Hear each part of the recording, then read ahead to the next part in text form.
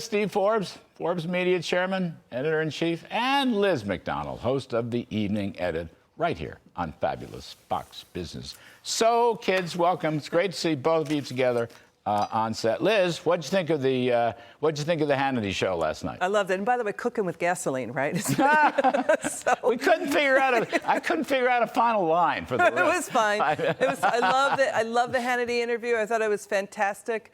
And you know, when you see the bureaucracy as it is, by the way, the Democrats keep saying Trump and Doge, they're a threat to democracy. They really mean a threat to bureaucracy, right? The threat to their bureaucracy. You know, watching what happened, I testified twice for Congress about IRS reform and about IRS abuses of taxpayers. And I said at the time remember Charlie Rangel, Democrat out of the Bronx? Oh, yes. He was on Ways and Means, and I said... Friend of mine, by the way. Right, a friend of yours. Mine, okay, well, mine. I won't go too rough then, but, you know, I was working for, I think, Steve at the time, and I said, you know, what about a flat tax?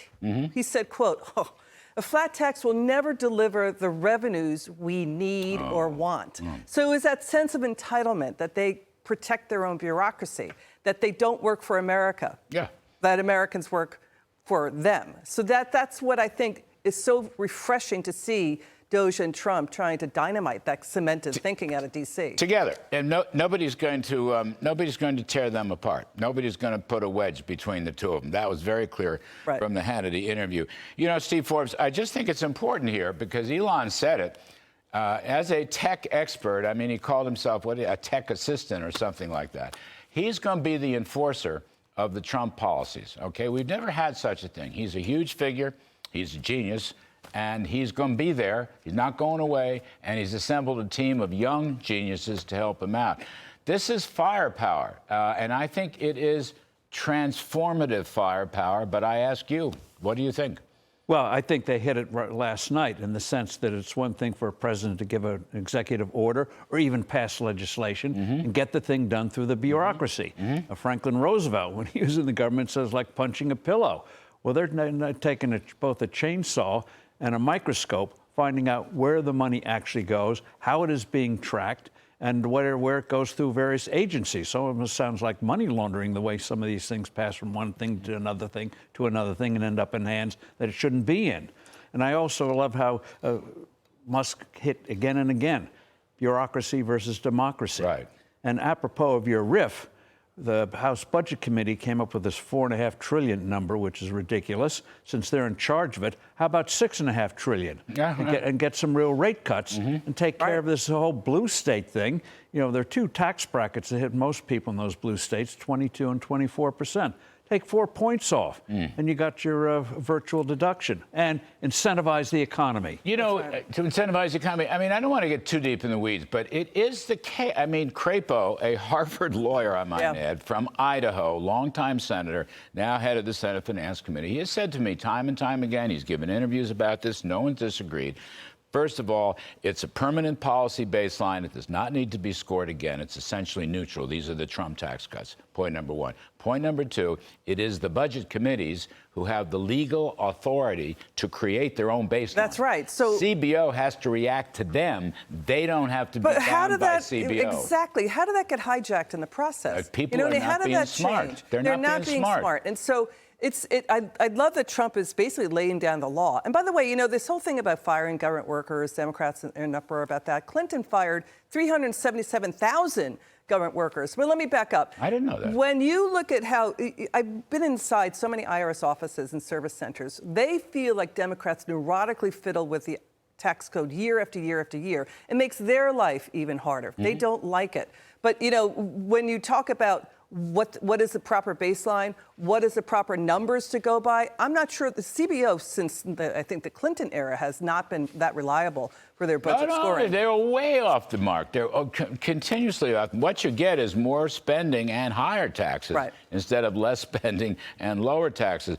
Steve Forbes, another thing. I mean, you and I have been talking about the regulatory state or regulatory socialism now for 4 years since Biden came into power.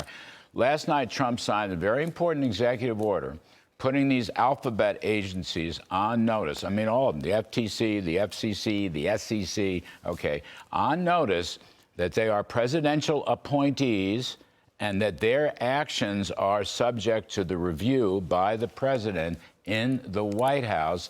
And this is something Elon Musk wants to back up. Now, this is a whole new attitude.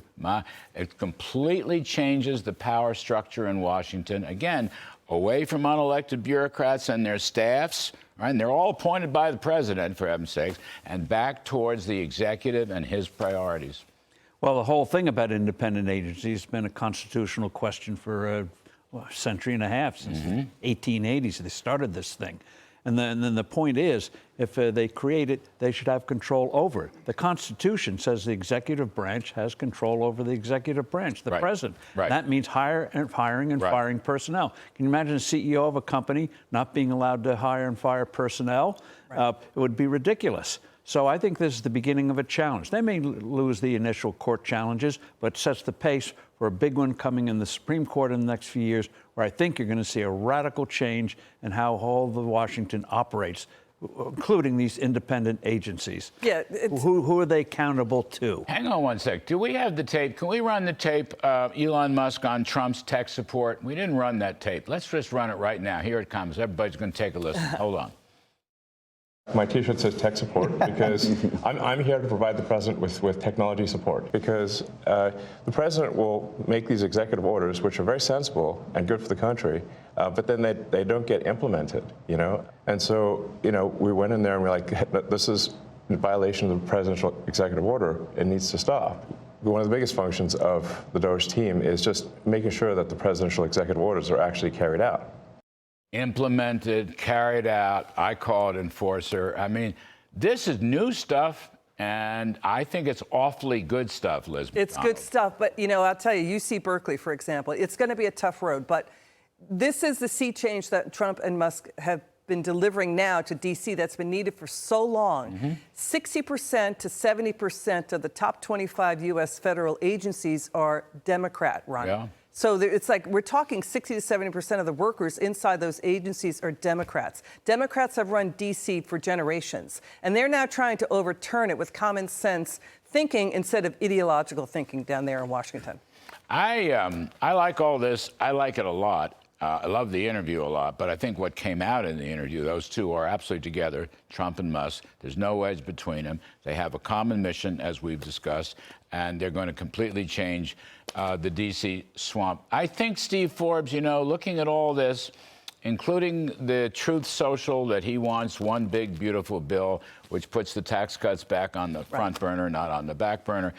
I'm just going to say pro-growth, counter-inflationary. Pro-growth, lower taxing, lower regulating, lower spending. Drill, baby, drill also would be part of this. I see that as more growth, less inflation. Well, it's a nice repeat, and hopefully a bigger repeat of the early 1980s. Were you involved? This is when we came in, then, yes.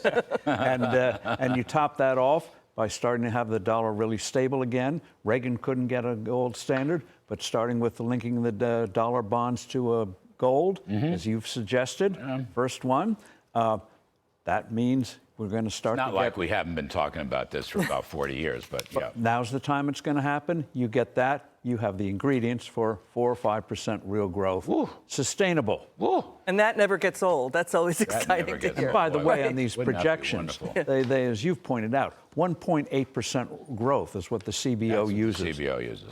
How about 3.5? Yeah, Go for it. Republicans in the House and Senate budget, they have to be far more aggressive. Just get with Trump's program, get with Elon Musk's program. All right. Steve Forbes, Liz MacDonald. Liz, we're going to see you later. The Evening Edit with Liz, weekdays, 5 p.m. Eastern, right here on Fabulous Fox Business. I'm going to hand this show over to her once again. We appreciate you coming on very much, Love it. Steve Thank Forbes, you. as always.